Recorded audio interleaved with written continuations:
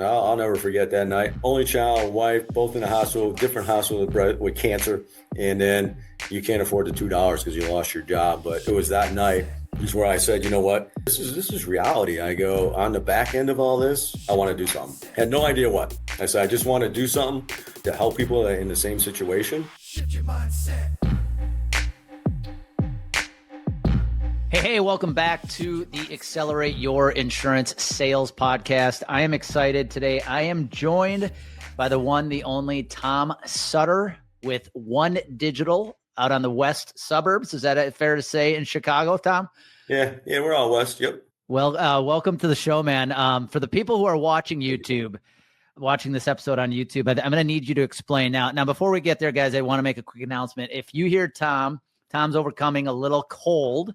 So if you hear a cough or two, we apologize. Tom's getting over a cold right now. So thanks for jumping on, Tom, despite that. But you're welcome. YouTube, if somebody's watching on YouTube right now, can you explain? We're recording this in September, and yet behind you, I see a Christmas tree. Yeah, so that's, I always tell everyone, I get questioned all the time. So my whole thing is Christmas is a feeling. It's not a season. So my kids know this, and they all say, they're like, you ever see the scene in the Santa Claus where they're asking Scott Calvin, what's your name? And he keeps going, Papa Noel, Santa Claus, Papa Noel. Shisho. He does all that. So that's kind of our favorite scene. My son's always like, Dad, you got to do that scene because you are Papa Noel. Well, hopefully we can turn this episode into the gift that keeps giving, right? So, well, let's start here, man. You and I have known each other for a little while here, but some people tuning in may have no clue who Tom Sutter is. You've been in the industry for a few decades. You were Crum Holstead before you guys merged or got acquired with One Digital. Let's talk about how did you find yourself in the insurance industry? Most of us did not get in by design. What's your story? I tell everyone I got suckered into it. And so I was, I went through college. I worked for a guy. He was painting, wallpapering, carpentry, got into it, started my own business. And I was actually going to do, that's what I was going to do for a career, was the painting, wallpapering and all that. And one day I was on a job site. And I'll never forget Jimmy, a guy named Jimmy. He's working. He's down on his knees, painting the trim and all that stuff. And he got up and he made this groan. He's like, oh, I go, oh, you all right? He goes, Tommy. He goes, you got to get out of this. You got to get out before you turn into me. And I go, well, why? He goes, how old do you think I am? And I was like, that's a trick question, because he looked like he was about 80. And he goes, I'm 55. I feel like I'm going to fall apart every day. He goes, you need to get out and do something different. I said, well, I go, hey, I got a college degree now. I got this business going. I'm going to have a bunch of guys working in the field, and that's what I'm going to do. And he goes, what if it doesn't work out? So that's what got me thinking. So I went back to a job fair at NIU, and it said financial planning, Mutual New York, financial planning. And I said, oh, that's what I want to do is financial planning, right? So I remember we get into the first meeting, sitting around the conference room table. Sitting next to me is a football player from Valparaiso, big guy. And we're sitting there and they start talking about life insurance. And I go, uh-oh. I go, we're selling life insurance. He looks at me and he's like, hey, dude, we're schlepping life insurance, right? I go, oh, in my head, I knew what he's saying, but then the GM's talking. The GM looks over and he's like, you guys have something to say? I go, hey, it's not me, man, it's him. And he goes, yeah. He goes, no one told us we're going to be schlepping life insurance. And he goes, he goes, hey, I understand, but do you get it? Life insurance is a cornerstone of financial planning, which it is. It is. But, you're right out of college and you don't know too many people with money. All my Sigma Chi fraternity brothers, we all spent our money during college. So we're, you give me a list of 200 people and start calling them. I go, I don't know anybody with money except my dad. So kind of got out of that and got into brokerage after that. Yeah, I don't share the story a whole lot, but I actually started my insurance journey in college with that Northwestern Mutual internship program, which I think is the greatest marketing scheme in the history of financial planning, because they bring a bunch of people in. They tell you to write down your 100 family and friends and contact information, knowing 98 of these people aren't going to make it. Right. And now they got these huge lists of people to reach out to. Yeah, they take your list and that's what they do. I mean, I got lucky. I sold a life insurance policy to a guy that owned an aviation insurance brokerage. And that was actually what I didn't know. That was his interview process. He was looking for someone to run a benefits division. Sold him a policy. When I went back for the review the policy with him, he looks at it and I start reviewing it. He looks at me, he goes, do you like the life insurance business? I'm like, yeah, it's pretty. He goes, oh, BS. He goes, nobody likes selling life insurance. He throws the policy aside. He goes, I did this. I want to see how you handle yourself, and I'm going to hire you if you want to do it. He offered me a job in the, I didn't know anything about benefits. He goes, you're going to run the division. I go, I don't know anything about running, employee benefits. He goes, you'll learn quick. Yeah. And I did.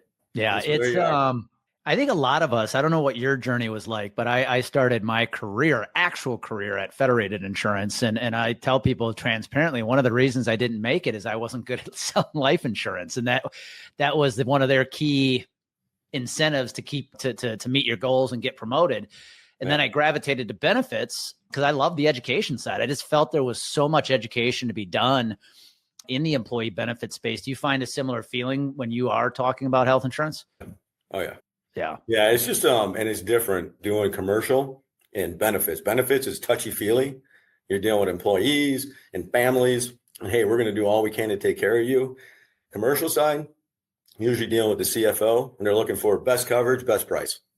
That is a really interesting. I'd actually love your perspective on that because you sell both. You're still selling both. How do you? Because I think a lot of producers do struggle with that. I work with a lot of agencies, for example, that sell both, right? And I feel like both sides of the house don't always understand each other because I think it is two very different kinds of sales and two very different kind of service models. As somebody who sells both, what's your perspective on that? I mean, yeah, it is completely different, even internally, when you look at the staff and all that, how they think and work and operate. I mean, it is a totally different. You got, like I said, you got the touchy-feely. And I started, like I said, life insurance and then doing employee benefits. And then along the way, after I got out of I didn't get out of benefits. I went to another agency at 24 years old, and they were like, hey, you know what, since you already know health insurance, we're going to teach you property and casualty. It's no different. I go, oh, okay. I didn't know any better. I'm single, no kids. I'm like, okay. So that's kind of how I got into it. And then I quickly realized when you're dealing with the people, it's HR and CFOs and CEOs, and they both speak very differently and think very differently.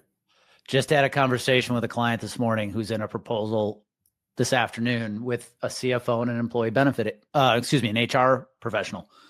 And I told him, your message is going to have to be very different for both of those people. And I think there's a lot of people who miss that opportunity in our industry from a communication standpoint because they're trying to speak to one or the other and they're missing the boat with the other. And if that message does not land with both parties, your odds of winning are very low. This episode is brought to you by True Captive Insurance. What if you could take full control of your healthcare strategy without the financial burdens of traditional insurance? At True Captive Insurance, they make that possible. As the only captive in the nation that puts up the majority of collateral on your behalf, they provide financial flexibility from day one, making them an advocating partner for their customer success. True Captive's fully customizable plans and cost-saving strategies ensure you never have to choose between affordability and quality care. It's time to break free from the limitations of conventional insurance. Take the next step today. Visit truecaptive.com and discover a smarter way to manage healthcare.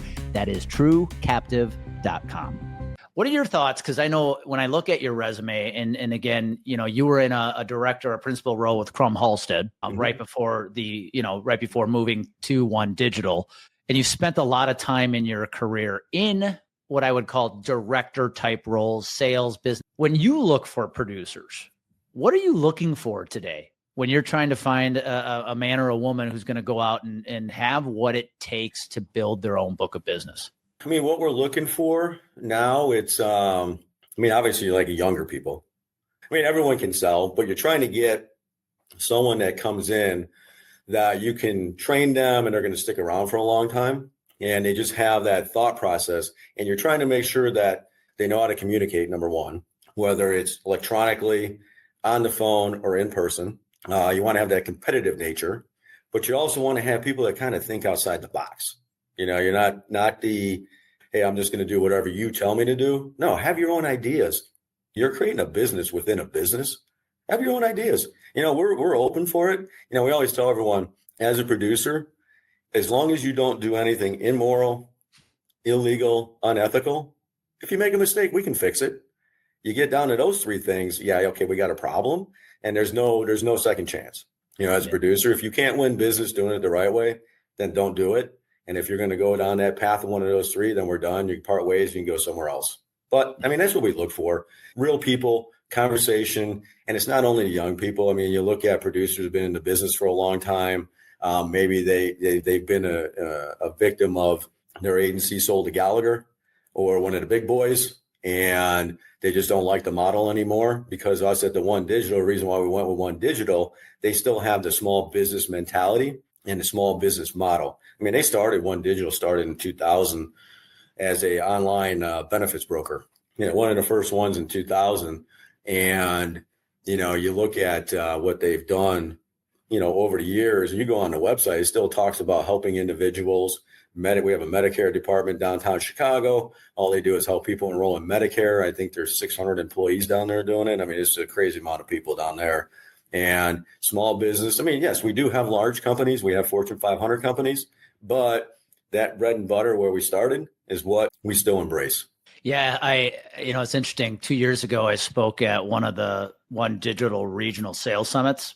And that night, I, by pure happenstance, found myself sitting next to Adam Bruckman, the CEO. Yeah. And I didn't know it, but he shared the story of how they started. And to your point, it was basically he and a partner. And I view it this way. I think with One Digital, they just continuously thought bigger. And they literally started as this one agency that now has 5,000 employees? Yeah, I think we're approaching 5,500 now. 5,500. Wow. Yeah. Okay. Oh, it's crazy. Well, I mean, you go from, think about it, zero revenue in 2000 to 1.5 billion or whatever we have now this year. Yeah. 25 years later, and it just keeps growing. Well, it's that mindset, man, of thinking bigger, right? I think a lot of people in our industry cap their own success just because of limiting beliefs. And I think that's what separates the people. We've had the chance to coach people who, have $7, $8, $10 million books of business on their own. And I've been talking about this a lot lately. It's what they've done over their career is they continually reset their standard of what kind of business they go after. I bet you the type of business you went after 20 years ago looks very different than the type of business you're trying to target today. Oh, yeah. Yeah, it does. Back then, when you first start, I always we used to say, they're like, oh, what is your niche or what is your target client? I said, you know what? I call it the fog test. If I can hold a mirror up under their nose and it fogs up, they're a good prospect, right? That was my gig back then. That's awesome. Does this fog up? And oh, by the way, can you pay your premium? The best way I've heard that is who cares if they're weird as long as their check clears. Right. I love it. So we're going to get into a couple things here with you, and because we're going to get into your personal story as well, because I think it's going to be very impactful for people. But one thing I think you've done a really good job, man. You're starting to put your brand out there more and more every week. One thing I know about you from getting to know you is you're just a down-to-earth dude that you get what when you get Tommy, you get what you get. You know what you're getting. Oh, yeah. How do you feel that is played? I say this because there's a lot of people in this industry who are trying to be some form of somebody to win business. But it's like, if you can't show up as yourself, then you're not attracting the right people. Being authentic, humble, and down to earth, how has that helped you grow throughout your career in this industry? I'd say going back, it was by doing it that way, it kind of, in the beginning, I was trying to mimic others. You look at your I think, yeah. You look at the guys that got the giant books of business. You're like, okay, I'm going to try and be like him. I'm going to dress like him. Oh, you have the button down collar. Do you have the regular collar? All that stuff, right? And then along the way, I started looking at the clients that I have and the ones I've become very good friends with over the years. And I'm like, how are the interactions with these people? Mm-hmm. And I go, it's most just being genuine, right? And it goes all the way back to always telling the truth. Growing up, it's funny. My grandfather, he was a character. We call him Pup. And so Pup was one of these guys, a truck driver, salt of the earth guy. And I remember one of his great pieces of advice. He goes, Tommy, here's the deal. He goes, don't ever lie. He goes, because lies are just way too hard to remember. He goes, I go, oh, okay. He goes, yeah. He goes, just tell the truth all the time, because if you ever get in a bind and someone asks you and you got to go back and reiterate what you said, it's always easy to remember the truth. So that's kind of like the advice I got back in junior high. And I just kind of followed it all along, and it is what it is. And if you don't lie, cheat, or steal, tell people the way it is. And really focus on the clients and their own situations and look at where the problems are. what they have at stake. What do they have for, I always tell them, what do you have for insurance? Why do you have it? What don't you have and why do you need it? You just lay it out. I mean, and some don't like that story. Most people do. And that's just kind of the way I've always done business. Yeah, you made a comment offline before we started that I thought was really, really good, being that you are somebody who shows up as Tommy every day. You'll have some that don't like that because they actually want to be schmoozed. They want to, be put up on a pedestal. And you just have to realize that's probably not a good client for you. When you have people who want almost a fake version of you, as weird as that sounds, I think being that both you and I come from the Midwest, that's very true. Those are people you don't gravitate to, and people you can't do business with. No, it's too hard to be someone you're not. Yeah. And I think you said something that's very important for everybody to hear. When you lie so much, and I hate to say this, it happens a lot in our industry. When you lie so much, when you get to the point where you forgot who you told what lie to, it can get really dangerous. Yeah. Yeah. Oh, yeah. Let's talk, you were in the business for a good, I think 15, 16 years at this point. You had a son, Cal, who we're going to talk about Cal's Angels. Some people probably recognize you with Cal's Angels. But if you don't mind, share Cal's story a little bit, because we're going to go into a discussion about the work you're doing with Cal's Angels. Because I think, again, something you said to me when we first met that I loved was, Andy, I got two employers. I help people buy their insurance, and I help kids with cancer. And I thought that was just awesome how you said that. So if you don't mind, share Cal's story with those listening in. This gets a little emotional. I'm going to take a drink of water. Very, take your time, man. And again, we'll only go where you want to go. Oh, yeah, no, everyone knows. I mean, I'm an open book with people. Everyone knows my story. The thing is, so you go back with Cal, and you'll go back. Like I always tell everyone, I have two jobs. I have one that pays the bills, the insurance gig, and I've got one that pays the heart, which is Cal's Angels. And it goes back to Cal was our oldest, and oldest of seven. It's a blended family of 7 kids. And so he was the oldest of 7. And when it was back in 05, May of 05, where he got strep throat. And now we'll go backwards. Cal was a big baseball player, played on the Angels, always made the All-Star team. He was a center fielder and a pitcher. And, he was it was one where, this kid could throw at 11, 12 years old, throwing kids out from center field on a fly to home plate, right?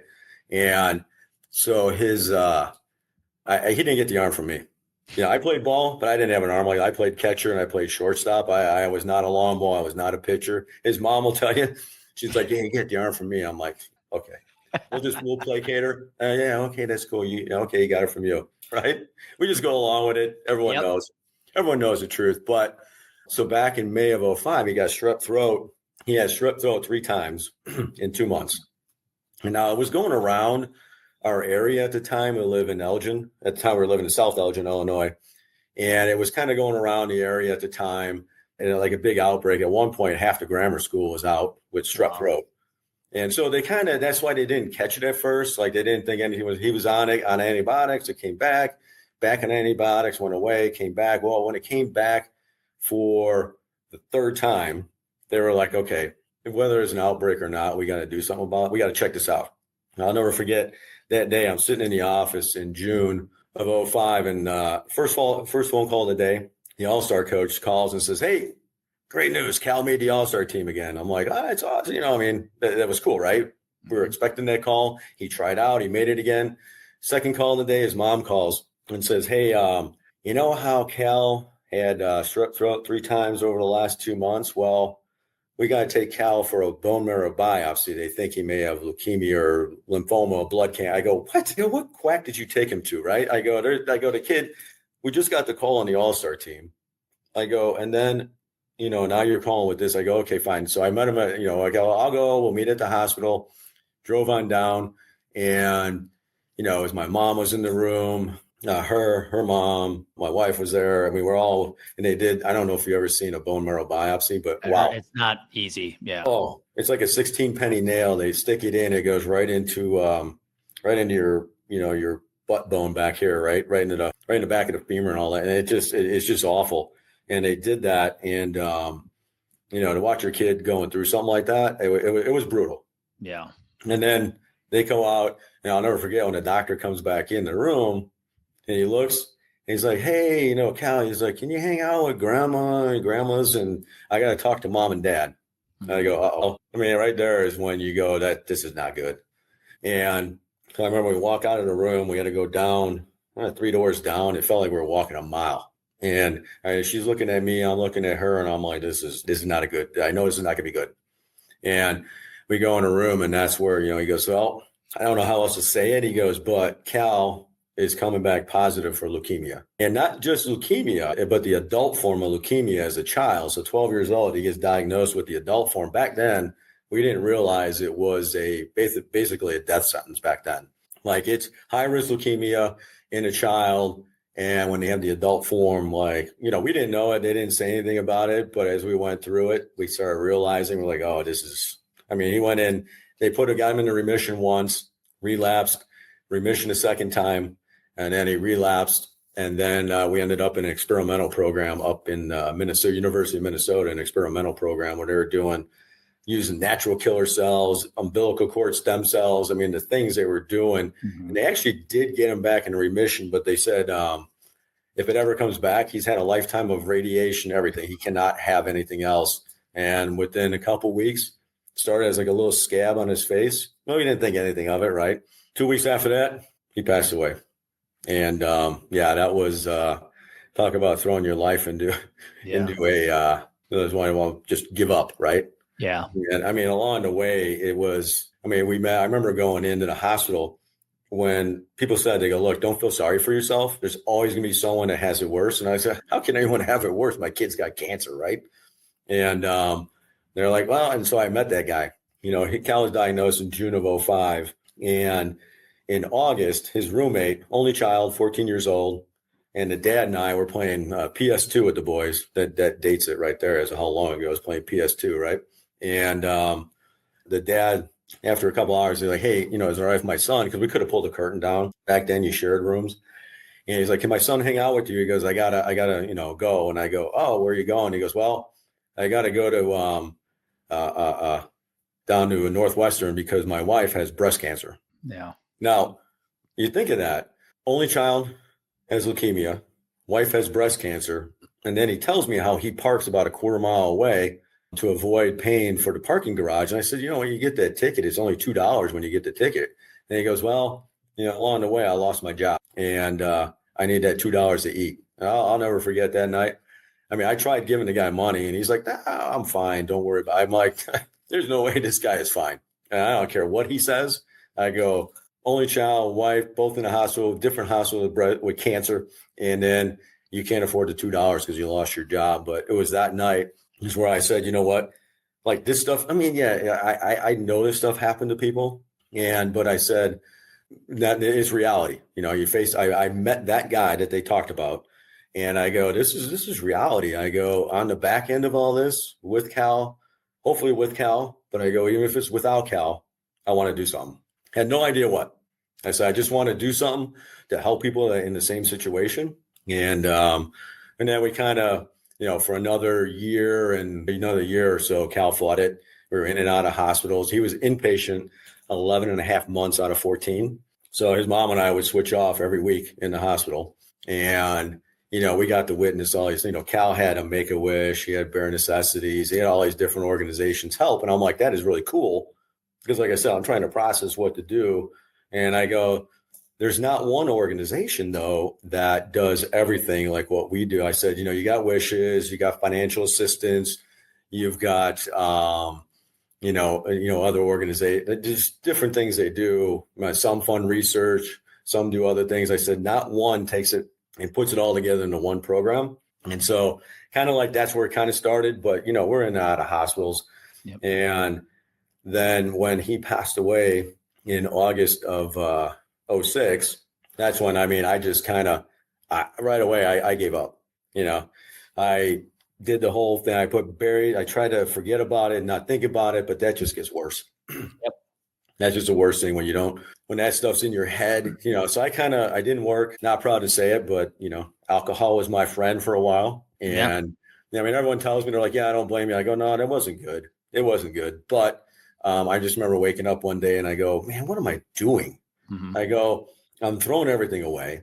I'm not working. I'm not doing this. I go, I want to go back. And I remember my wife at the time, she goes, well, what do you want to do? And I go, I have no idea. I'm going to figure it out. She goes, well, you've never done anything charitable in your life, right? And I go, yes, I have. I go, anytime anyone asks me for money, I go, how much you need? Oh, hey, here's your $100 for your marathon team. Make sure I get that receipt though, because I need to deduct it, right? That's how I was, right? Yep. And I told her, I go, you know what? I'm going to figure it out.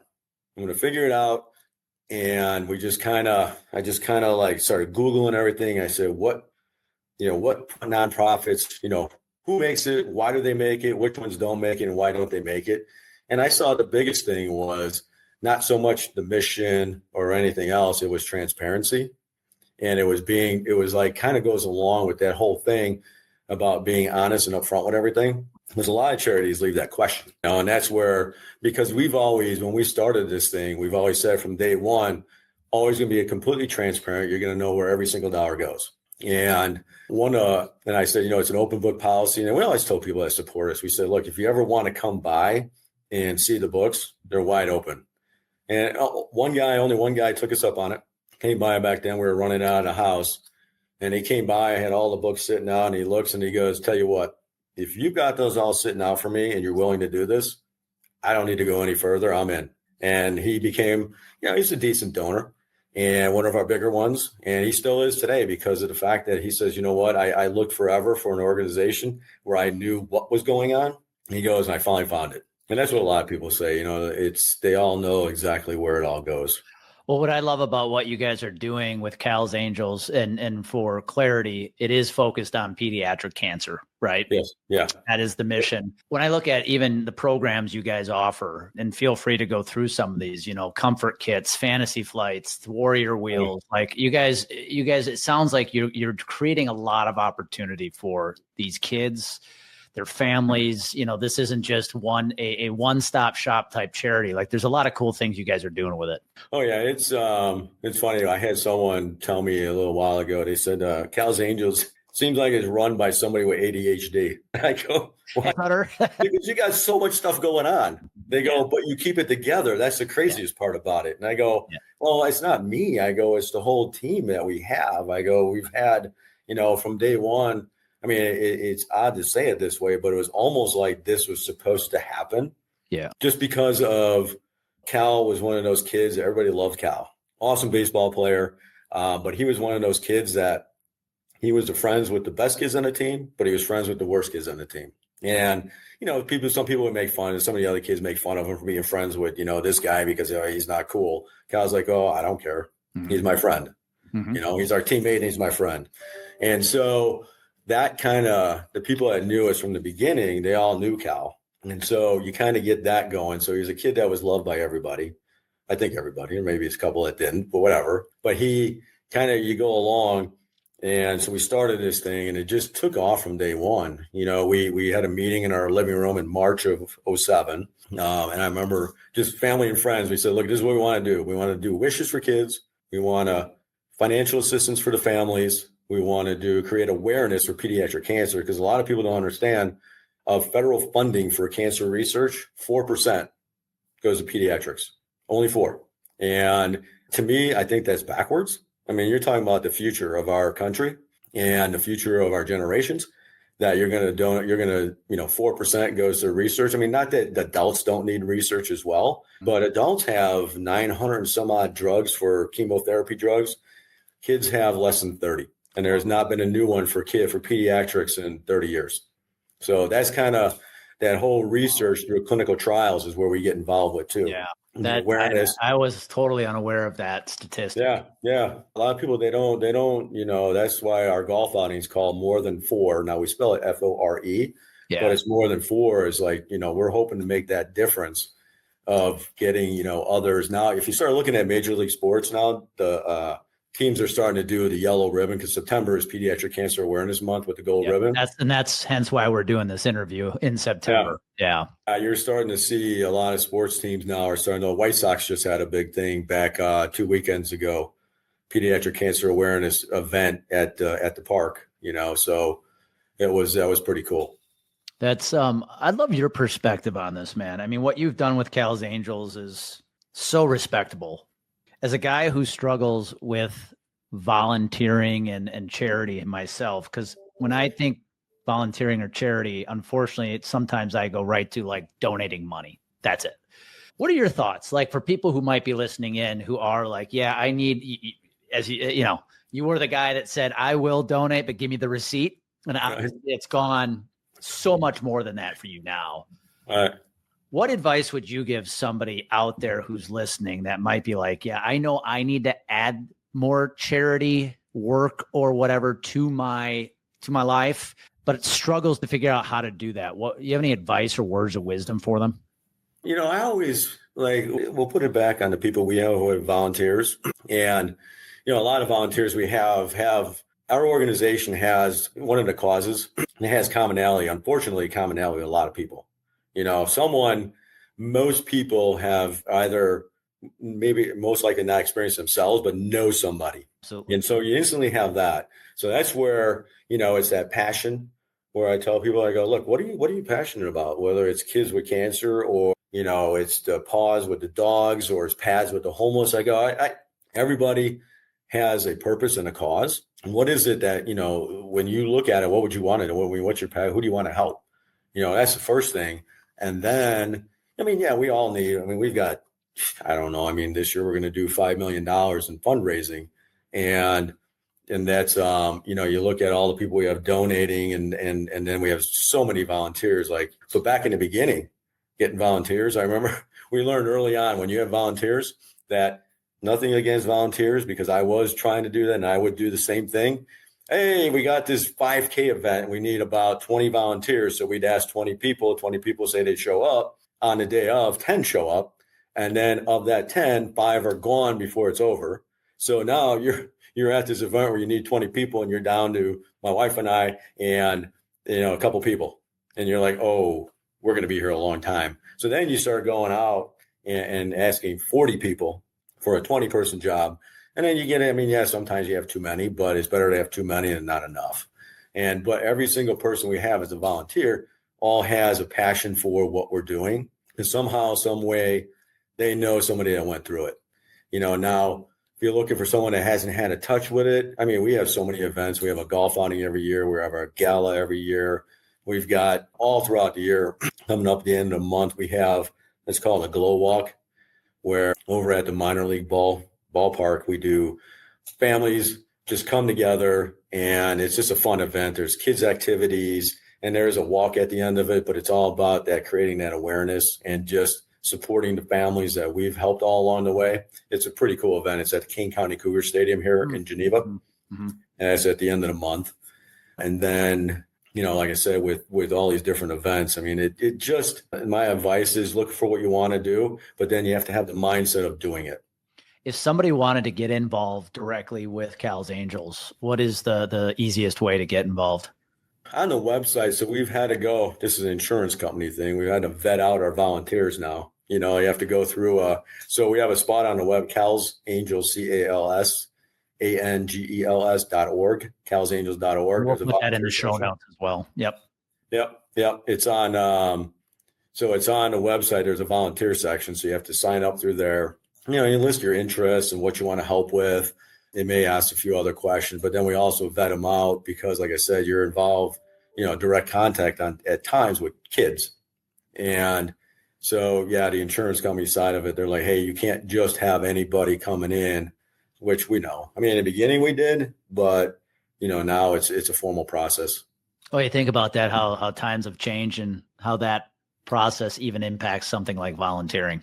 We definitely live in a different world than we did 20 or 30 years ago, right? And so I got a 2-part question I'd love to ask you as we start to bring this home. Since starting Cal's Angels and going through the experience you've gone through, I'd love to know what has been the biggest impact on you as a person, but also the biggest impact on you as an insurance professional.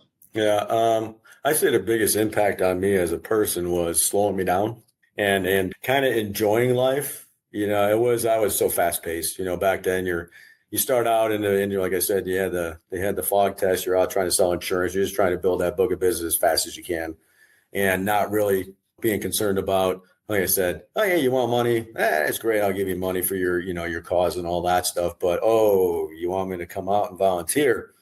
I'm not sure. And then you kind of do that, ghosting them on the response. And but no, it slowed me down and gave me new perspectives on life. Just enjoying people and creating those friendships. Like I said, like the clients I deal with, I love meeting people, sitting down, and you can gauge within a first meeting when you're sitting down with someone for the first half hour if you can actually become friends with this person. And that's one of the biggest things that I gauge when I'm out talking with people. Is it someone I can become friends with, number one? And then is it someone who is a genuine person? Because that's what it made me be going through this, become more genuine. And that's where that's kind of transitioned into my insurance career. It's like, hey, life is what it is. You're going to beat around the bush or whatever. No, let's cut right to the chase. This is what it is. And this is who I am. And this is who you are. You know what I mean? It's kind of, and let's just get along. Let's do this. I know you built up a business. I want to make sure what you have is protected. And it made me care a lot more about other people, their feelings and, feelings and needs and just, being there to help people. I love the whole thing. There's people I don't even do business with that. It's funny because they'll call me and they're like, oh, my brother's my insurance guy, but I got this question on insurance because he couldn't answer it. He couldn't answer it correctly. I go, that's cool. I go, just remember, if he ever retires, who are you going to call, right? Well, it's I guess that's a great perspective. When we think of charitable work, we immediately think of organizations like Cal's Angels and the things that support people in need. But what you described there, I think, is actually a good perspective to have in business. Be charitable. We talk about when you post content and you're creating content for platforms like LinkedIn, give away the good stuff. That's a form of charity to me. Like I am trying to just help you get better, whether you end up deciding to ever work with me or not. My objective is to help you get better. And I think that's what you just emphasized there with, hey, my brother's my insurance broker, but he can't answer this. Can you help? You're not going to turn that guy away because you're just here to help people be better. Yep. Yeah, that's kind of what it's done. And, I tell people, I go, I love helping other people and thinking about other people. Yeah. But you always go back to the core. And I think you said something about it too in one of your podcasts where, if you're not healthy, how are you going to take care of other people? You got to eat right.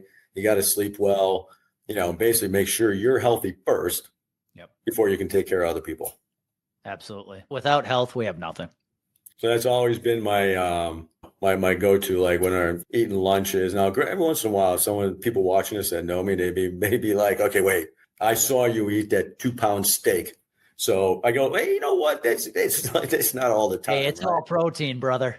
Right. But it's not all the time. I go, normal lunch is fruits and vegetables and, things like that. Is it, out of curiosity, Cal was hit with something that I guess we could say wasn't necessarily tied to his health. That he didn't do anything to promote that. But has that had a big impact on how you take care of your health? That was, a little bit, when I want to, I've always done that, eating well, but when I want to not do it, I kind of think of that stuff. But then I also think about, all these families that we help through Cal's Angels. We touch over 1,000 families a year in one way or another. Yeah. And, when you look at that, it's when you touch that many people and you do $5 million a year in fundraising. That's why people are like, oh, why do you have a paid staff? I go, well, we got 6, 7 people on staff now, full-time employees. I go, how are you going to help 1,000 people a year with volunteers? It just doesn't work out. Yeah. And I've never taken a paycheck from Cal's. And from day one, that was my pledge. I go, hey, I got the insurance gig.